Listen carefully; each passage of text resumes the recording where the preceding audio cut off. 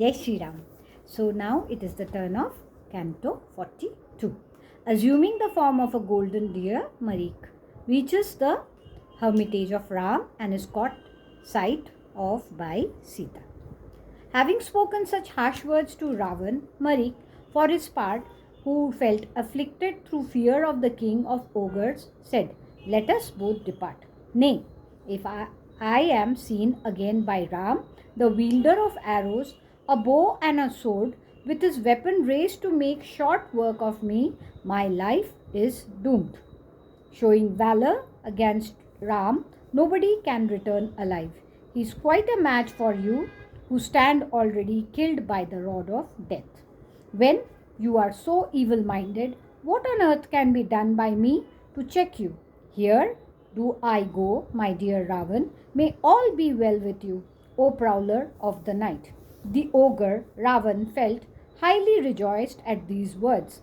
Closely embracing Marich, he spoke to him as follows. "This utterance of yours is full of valor, since you now follow my mind. You are now the same Marich as you were before. Heretofore, some other unknown ogre possessed you.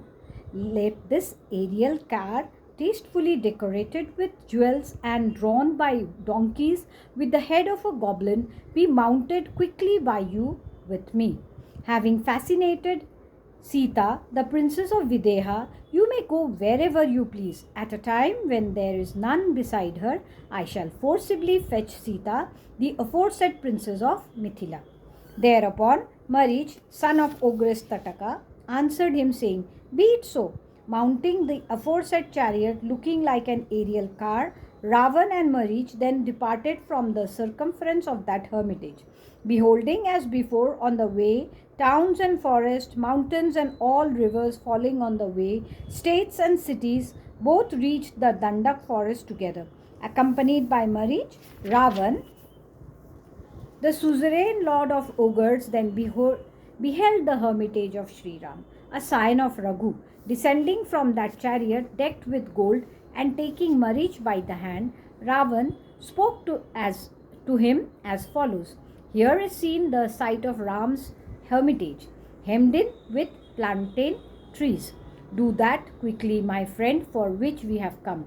Turning into a deer, the moment he heard the request of Ravan, that ogre, Marich, paced to and fro at the entrance of Sri Ram's hermitage. So the tradition goes.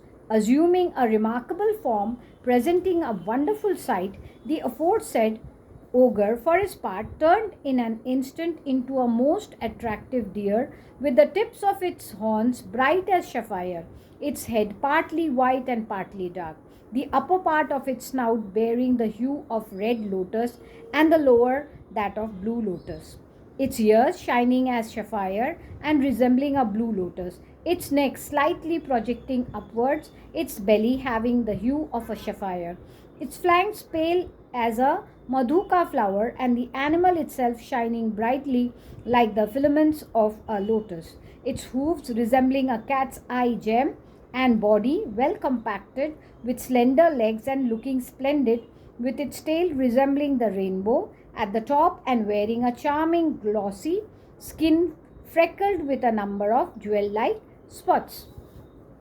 Having assumed a soul captivating and attractive form, colored with various minerals in order to fascinate Sita, a princess of the Videha territory, the aforesaid ogre began to move about with confidence, illumining the lovely forest and the site of Sri Ram's hermitage, and grazing heartily the green verdure.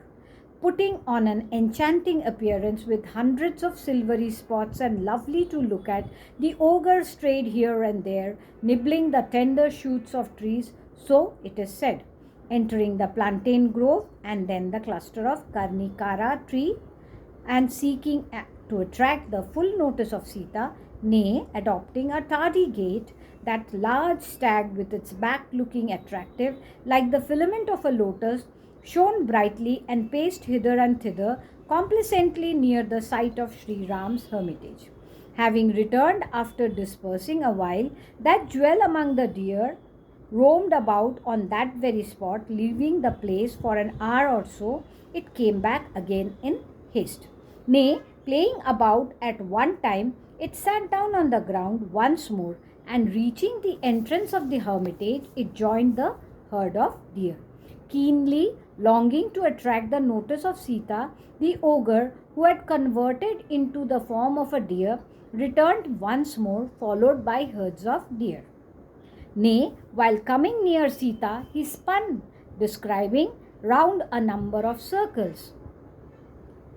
Gazing on him from a distance, approaching him and snuffing him, all other deer that hunted that forest scattered in all directions in order to hide his intention. That ogre, though fond of killing deer, would not devour these wild deer, even though fully touching them. That very moment, Sita, who was possessed of lovely and bewitching eyes and a charming countenance, and was intently plucking flowers, just appeared on this side of the Karnika Kara for Ashok and mango trees, and moved about plucking flowers. Unworthy of exile in the forest, that excellent lady sighted that jewel among antelopes, having its limbs freckled with pearl-like spots.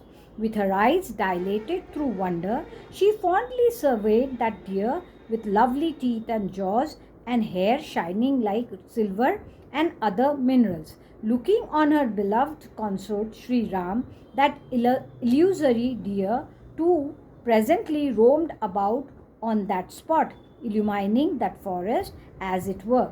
Seeing that deer, the like of which had never been seen before, and which was made up of varied jewels, as it were, Sita, Janak's daughter, experienced great wonder.